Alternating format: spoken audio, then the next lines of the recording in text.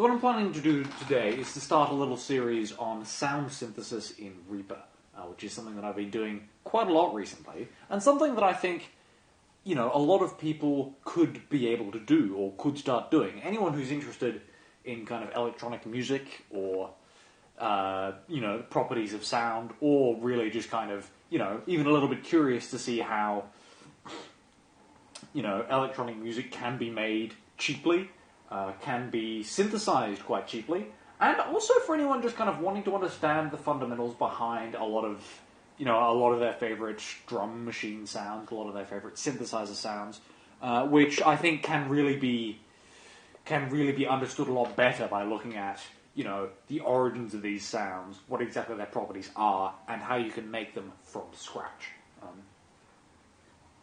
So that's what I'm going to be doing for a few videos, which is something that I've been, you know, doing outside of this context for a little while now. Just to kind of, you know, using my own work, so you don't have to, you know, pay for sample packs. You don't run into issues of questionable legality of using samples from other people. If you're synthesizing everything completely yourself, obviously there's none of that messy copyright stuff to deal with. And additionally, I think it just adds another level of authenticity to your work, because, like, every sound in the piece is yours completely. So, let's get started. So today I'm going to go through a few ways to make a kick drum. So I'm going to do a few videos on, you know, drum sounds, 808 type drum sounds. You know, just kind of generic drum machine ideas, very simply. So I thought a logical place to start would be kick synthesis. Yeah, I'm doing this in Reaper, which is the program that I generally use for this. It is not the most sophisticated method of audio synthesis out there, but it is completely free. So I think it's good for this kind of thing. I think it's kind of good for people who are new getting into it. And, I mean, it's not open source, but it's pretty much the closest thing we're going to get when we're talking about sound synthesis. A lot of the plugins and effects do have parameters that you can write in yourself or modify however you want, which, for the high-level stuff, I find very useful. So, yeah, that's why I'm using Reaper today. But I think a lot of these ideas are really very transferable. That's why what I think is kind of great about understanding these fundamentals of sound synthesis is that once you know how, say, a kick drum or a snare drum is constructed, you can use that to make your own in whatever context you want, regardless of the actual specifics of how it's being made. Okay, so let's get started. I think, first of all, the best thing to do is to create a new folder, which we're going to call Fresh Sounds, so that we can just save all of our files to there, and then we can get cracking. So what I'm going to do first is just open up a new track, and this is where it all starts, really. So I'm going to go for a plugin that's going to be seen a lot over the next couple of videos, Tone Generator. There we go. So if you're at all familiar with, you know, kind of electronic music at all, you should be, you know, what's happening here should be nothing new to you. So we've just got a sine wave at the note A.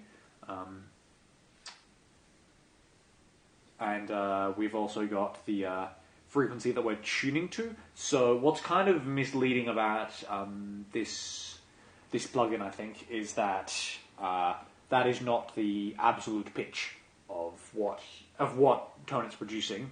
That is the pitch at which A is. So if you were to, say, do F and 440 Hz, and the tuning system is still set to 440 Hz, that would, you know, come out as something that is decidedly not 440 Hz. But then you can go and set it to, say we're going really galaxy brain and doing 432 Hz. we can still have a tuning system that works within tones generated by this tone generator. That's kind of just a bit of a sidetrack, but I think it's useful information to know if you're wanting to, be a bit more specific about what your frequencies are. I'm going to be fairly open with, as in like fairly not caring about what the exact frequencies are, because it's just kick drums, and I mean I'm not going to know what key the piece I'm going to end up using these in is going to be in. So I think for kick drums it's best to just kind of generally not worry about that, because, and as you'll see, we're working at very, very low frequencies. And, conventional ideas of harmony tend to break down when we're talking about frequencies this low, and also notes that are this short and have this little harmonic content. So really don't worry about the exact frequencies for now. But what we can do is we can start to go into the range of what frequencies we would be using for a kick drum. And we're going to stick with sine for now, because for making a kick drum, you generally want a lot of sine frequencies. It's got to sound fairly naturalistic, and it's also got to sound good at a low frequency. And a sine wave is kind of the only one of these basic waveforms that really does still have a meaningful tone when you're getting to these low frequencies. Okay, so there we go. We've just got a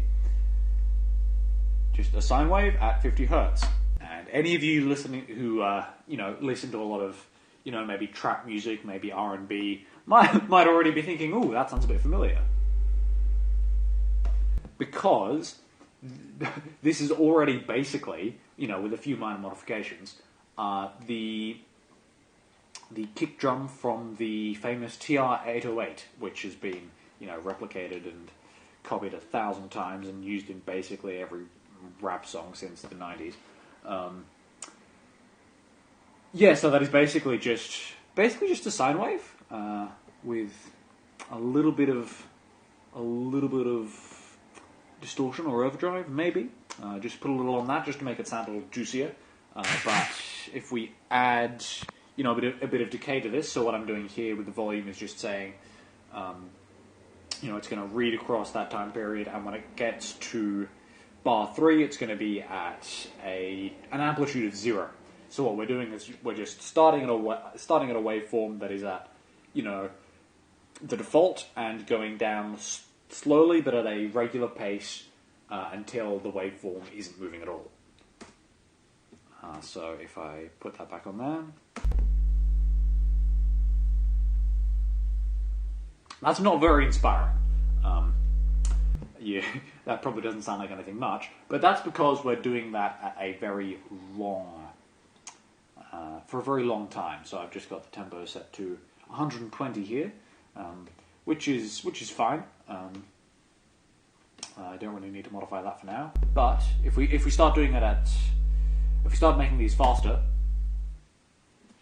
and if we just go and loop this, now that starts to sound like a bit more of a thing. Maybe not a kick drum per se, but at least something. Now you might be hearing some of those, kind of that little clip sound when it loops back to the start. That is just a consequence of of the fact that we're going straight from 0 decibel. Sorry, from minus infinity to 0 decibels, which is kind of creating a bit of a like a sudden jump in the waveform rather than having it be a constant pulse, which kind of creates that little hit there, which won't be rendered in the actual file, which is very good for us. So we've got our basic tone there. Now we can start to do little modifications to it, because this is cool, but it isn't much really. So where we really start to get a little more specific is in equalization, which obviously, if you've ever produced music of any kind, really, you'll know how important this is.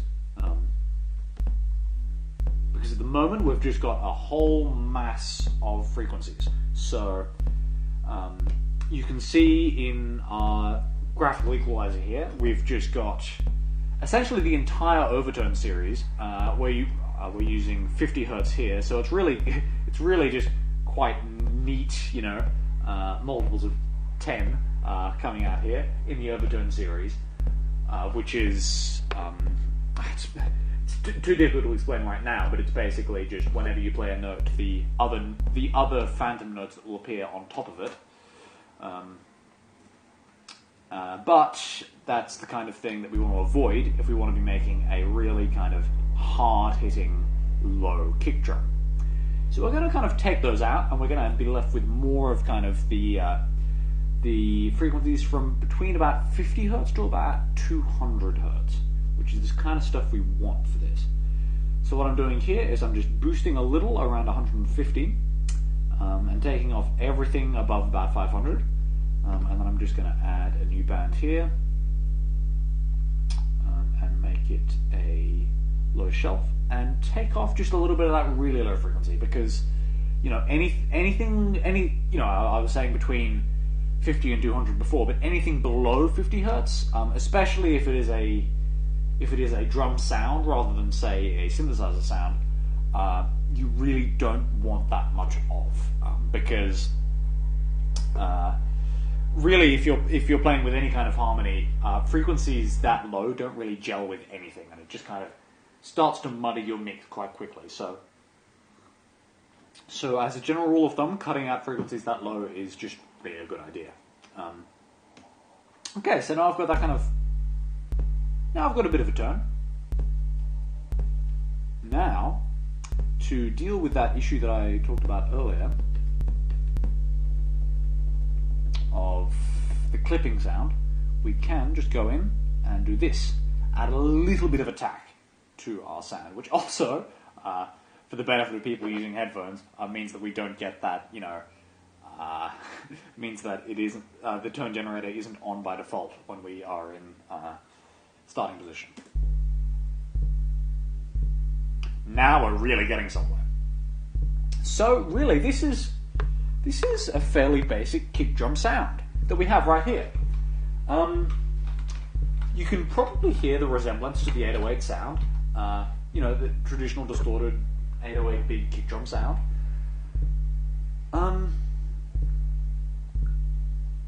So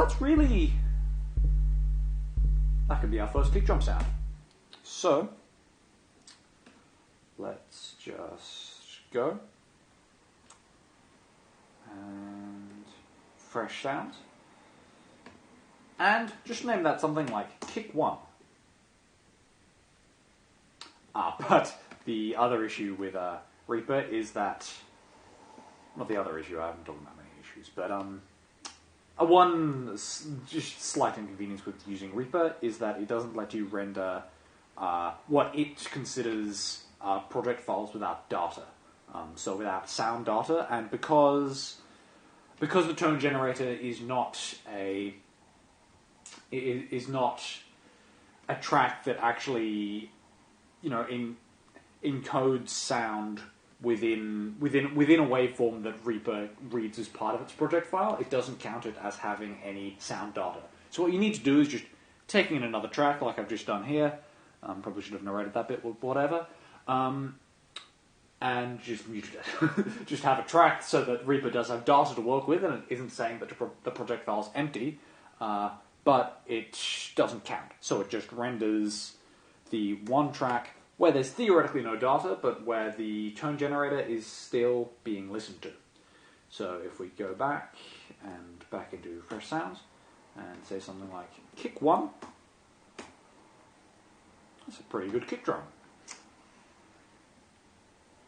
So, that's the first one. Now let's try and make a few modifications. Because, it's all well and good to have this very basic default sound, but let's try and see if we can get anything more out of, just a sine wave. Just starting from the very beginning. There's nothing complicated in this video yet. Nothing too complicated at all. So let's just do a few slight modifications to this early template that we have. Not changing up the nature of the kick drum, or even really what it sounds like that much, just making it a bit beefier, a bit more rich. Because at the moment it does kind of have that hollow sound, like we are just playing an 808, you know, with nothing happening to it, like we've just got on the default setting or something. So what we can start to do for a kick drum like this is we can use some compression,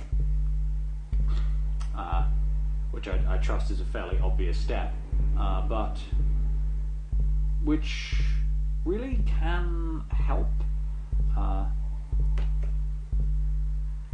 make a kick drum have that little bit more power. So you can see we're just compressing at a constant rate here.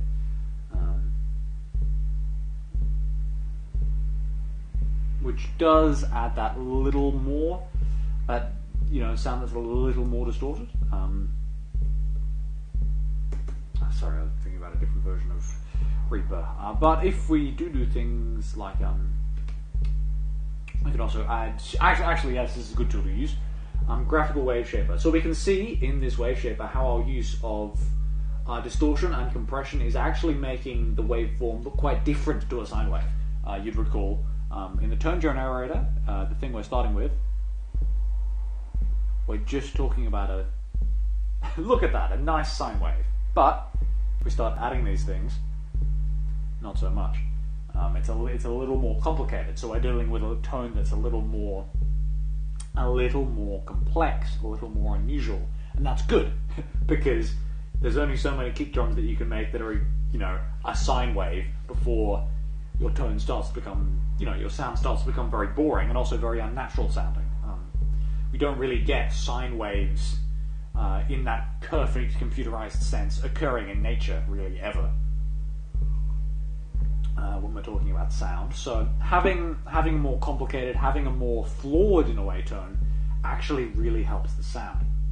So with a graphical wave shaper like this, we can just add slight little imperfections. So okay, that's a little too intense. But you can see how, if you look at the red line and the green line, how the waveform of the kick drum that we have is being modified a little bit by just this. The wave is being shaped, would you believe, by the graphical wave shaper that we have right here. So this is a really good tool just to give those kick drums a little more variety. That's, I think, a fairly good tone to go for a kick drum too. We can modify this further. I like to save every now and then going along because, you know, really, you know, I am saving files of a rather high sound quality here, but really the more the merrier. If you think two kick drums both sound good, even if there's not that much difference between them, save them both because you never know what you're going to use later. But we can modify this further by adding a little reverb, which might sound counterintuitive, and in some ways it is. But we can, by adding just a little very slight reverb, with a very, I'm just using the default here, with a very short release time, we can add more of those imperfections to the sound, and we can make it more complicated if we're going to distort again.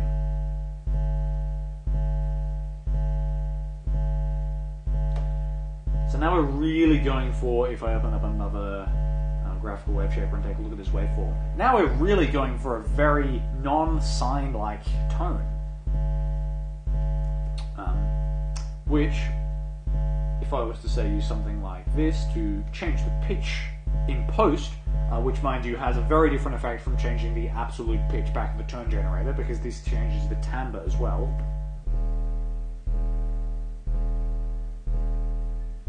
Now we're really going for a more synth-like tone, which is quite different from what we had for the original 808 kind of emulation, but which I think could work as well. So you know what, we'll save this too.